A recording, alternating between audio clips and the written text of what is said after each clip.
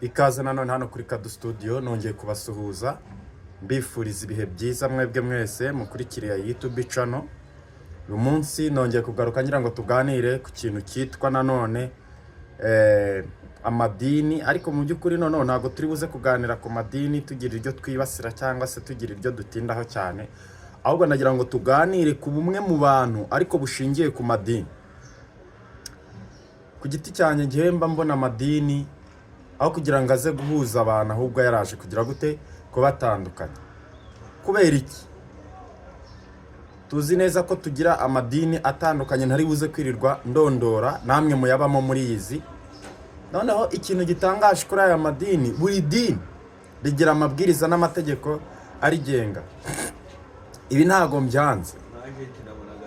mbyanze rwose kuba idini ryagira amategeko n'amabwiriza arigenga, ariko dore ikintu naje kunenga amadini ku munsi wa none. Urabona abana b'abantu mu busanzwe, gihe n'urugero niba ndi umwana wa Elizafani, nkaba ndi mu rugendo nkaza kugera ku rugo rw'ahantu bita wenda kwa Petero, nkaba nshaka amazi cyangwa se bunyiriyeho.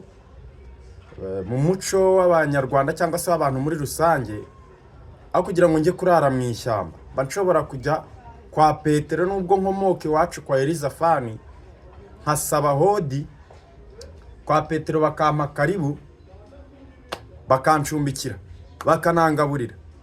Iki kintu cyumvikana neza. Mu gihe amadini uyu munsi niba uri umugaturika, ntabwo wajya mu badive bari gufata ifunguro ngo bari guhe. Uri n'umudive ntiwajya mu bagaturika bari guhazwa ngo ube wemerewe kujya guhazwa. Ntibishoboka. Niba rero amadini twese twemera ko duhuriye ku Mana imwe, umubyeyi umwe, ni iki gituma umugaturika atagera mu badive bari gufata ifunguro ryera ngo arifateho? Ni iki gituma umudive atagera mu bagaturika bari gufata Ukarisitiya ngo abe yayifataho? Bigasaba ko habamo izindi kondisiyo tutitaye ku buribwe n'ububabare waba ufite. Icyo ni kimwe. Dore ikintu cyambabaje kinteye kubabwira cyangwa se gukora kino kiganiro ni iki ngiki. Mwari muzi ko amadini yacu twirirwa twirata arobanura abantu kugera no ku mirambo. Ndabisubiramo, amadini yacu ararobanura abantu kugera no naho arobanura imirambo, akarobanura abapfuye. Aba ngo uyu ni umupfu wacu, uriya si umupfu wacu. Ayo madini ashobora kurobanura, akarobanura n'umuntu wapfuye. Amadini nk'ayo ubumwe yatwigisha ni ubuhe? Urukundo yatwigisha ni uruhe?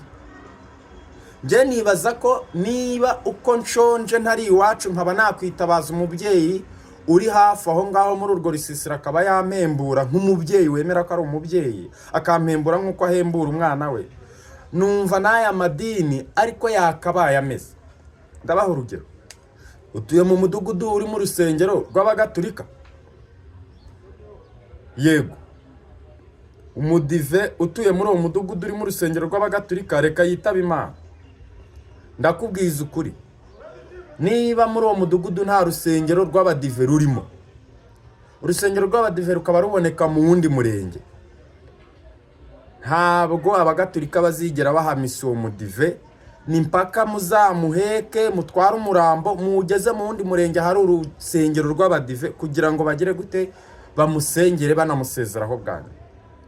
Ndibaza ese ibi byari bikwiye ko amadini aturobanura cyangwa duteza kurobanurana kugera naho turobanuye abapfuye? Umuntu akajya avuga ngo uyu ni umupfu w'umudive, uyu ni umupfu w'umugaturika. Padiri akavuga ati niba uyu mupfu atari umugaturika simusomera misa. Pasiteri akavuga ngo niba uyu mupfu atari umudive nta masengesho tumukorera, mumujyane mu mushyingure gutyo, mu musengere byanyu, mu muririmbire byanyu. Jewe dore aha hantu aya madini nzayagarukira, nkayagandukira, nkanavuga rumwe nayo, nkahamya ko ibyo yigisha koko ari byo akora. Kutubwira ko Imana ari imwe, ari umubyeyi wacu. Mu bagatulika bemera Imana imwe, mu badive bemera Imana imwe, mu bapenti bemera Imana imwe. Ni igihe nzabona ibintu byo kurobanura abapfu bitabaho.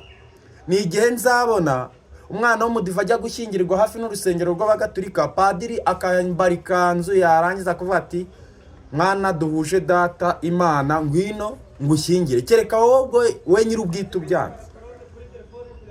Ariko ndakubwiza ukuri, n'ubu uri umugatulika ugashaka ko umudiva gushyingira, nta kindi kintu muvuganye kuko warabatijwe kandi wemera iyo Mana imwe, ndawubizi ntabwo azagushyingira, azagusaba ko banza kubatizwa mu kidive. Mbese ubanza uba umudive. Nuvuga ngo ntabwo pasiteri w'abadive yagushyingira utabanje kuba umudive, ntabwo padiri w'abagatulika yagushyingira utabanje kuba umugatulika. Ibi bintu rero nta bumwe burimo, ibi kandi birahamya neza ko Imana batwigisha nabo ubwabo batayizi, kuko Imana ni umubyeyi kandi bavuga ko Imana itarobanura ku butoni. Ni iki rero bo gituma barobanura ku butoni, bakumva ko bagomba kuvuga ngo uyu ni umugatulika wacu turamufasha, uriya ni umudive ntabwo tumuzi? Kandi twese ari abadive, ari abagatulika, ari abapenikoti, duhuriye ku Mana. Ndagira ngo rero bantu b'Imana, nk'uko ubushize nabibabwiye, mwongere muhumuke, mucane ku maso, murebe, mubone, mwumve, musobanukirwe, mureke kuba maso nk'injanga cyangwa amafi. Dore niyo aba maso umurobyi akayaroba areba akayagurisha, muzacunga amafi no mwibase bari kuyacuruza, bari kureba, barinda banayashyira mu mavuta bayakawusha areba, nuko amavuta agaturumburamo amaso yazo bakabona bakayarya atareba. Mwumve, mureke kumva nk'injanga. N'ubundi burya umurobyi ajya mu kiyaga injanga zimwumva, kuko bavuga ko niba hari ahantu ijwi ryihuta mu mazi, niho hambere ijwi rishobora kwihuta kurusha muri iyi atmosphere. Bivuga ngo nta kiba mu mazi biriya bikoko byo mu mazi bitacyumvisha, biba byacyumvisha ahubwo bikagira amakenga makeya no kwibagirwa bya hato na hato. Icyo mbisabiye rero ni iki: banza urebe niba umuntu uguhagaze imbere akubwira iyo Mana kuko ayikurusha. Naho ibyo kuvuga ngo yarabyigiye, ibyo kuvuga ngo yasizwe amavuta nta umuntu wasizwe amavuta. Umwana w'umugatulika arajya gushyingirwa, hanyuma akavuga ngo ntabwo amushyingira atabanje kumuhindura umudive. Uri kumuhindurira iki umudive? Wowe Imana ko yagukunze uko uri utaraba umudive, wowe Imana ko yagukunze uko uri utaraba umugatulika. Yesu ajya ku musaraba yegeze avuga ngo ngiye kubambirwa abadive cyangwa abapenikote? Ntabwo ibyo Yesu yegeze abikora. Yesu ajya ku musaraba yatubambiwe twese, ibyo kandi nibyo byatugize abana b'Imana. Ibindi mujye mumenya ko inyuma yabyo hihisha ubusambo. Ibi bintu nibyo bigenda bikabyara abapasiteri b'abatekamutwe mumbabarire, nk'abariya bose mubona bavugira ku bantu barwaye, sibyo? Njye nemera ko abantu b'Imana bariho, kandi nemera ko twese tutaba abashinzwe gutunganya umurimo w'ibwirizabutumwa. Ariko kandi mugerageze mu bintu mukora mushyiremo ubwenge, ariko munashyiremo ubumuntu n'umutima. Sobanura ngewe umunsi nzabona umuvugabutumwa unsobanurira impamvu umurambo w'umukatolike batamujyana mu rusengero rwa ADPR ngo bamuririmbire bamusezereho. Ifatike, impamvu ifatika, atari bya bintu byanyu byo kuvangura bishingiye ku myanda ngo y'amadini n'ibiki.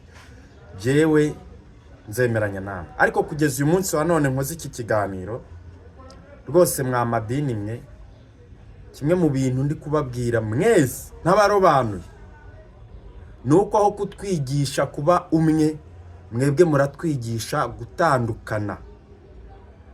Aho kutwigisha gukundana urukundo rw'ukuri, kuko urukundo ntiruvangura, urukundo ntirurondera ikiri icyarwo, urukundo rurababarira, mwe muratwigisha kwangana. Mbese ukabona umuntu ashishikajwe no gushyira ubudive imbere kuruta uko yashyira ubumuntu imbere, ukabona umuntu ashishikajwe no gushyira ubupenikote imbere kuruta uko yashyira ubumuntu imbere, umuntu ashishikajwe no gushyira ubukatolika imbere kuruta uko yashyira ubumuntu imbere. Ibyo rero mufite kubihagarika, mufite kubigabanya, mukareka kurobanurana kugera ku mirambo.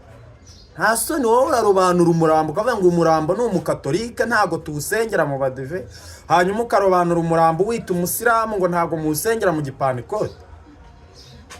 Nongera mbibutse ko Yesu ajya kutubambirwa yatubambiwe nk'abana b'Imana nk'ikiremwa muntu ntabwo yatubambiwe washingiye ku myanda y'amadini.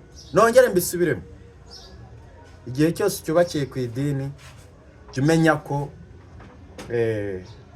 ntacyo kweza wowe ufite hano. Njya mbona hari abiyita ngo abantu bashinzwe kweza ibintu. Nta kintu, ube padiri niba ukirobanura imirambo, niba urobanura abantu bavuga ngo uyu si umukatolike simushyingira.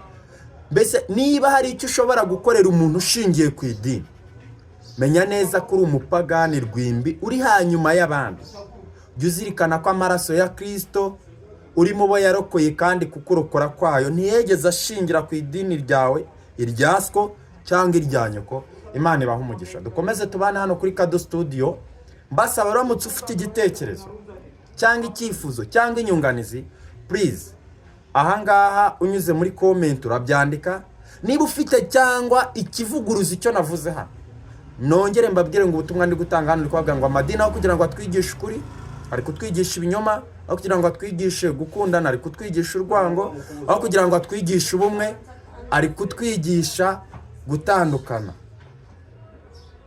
Ibi bintu rero mu gihe bikiri hano ndagira ngo mbabwire ko wa muntu we uhomboka ku madini uri mu buyobe. Uri mu buyobe. Wowe kora subscribe hano, duhana ibitekerezo. Niba hari ikivuguriza icyo nguhaye nonaha urakinyuza hano muri comment, cyangwa se ufata umwanya uzundebe duhure nanguhe ikiganiro cyawe tugishyire hano, dufashanye muri uru rugendo rw'ubuzima rw'Iyobokamana, tujijurane. Ariko uzirikane kino kintu, ntabwo Yesu ajya kuducungura yegeze ashingira kuri ayo manjwe y'amadini mbona mwiziritseho, mushingiraho murenganya abantu, muca imanza, munarobanura ku butoni. Imana ibaha umugisha cyane, ndabakunda. Ciao ciao. Hano ni kuri Kado Studio. Imana ibaha umugisha.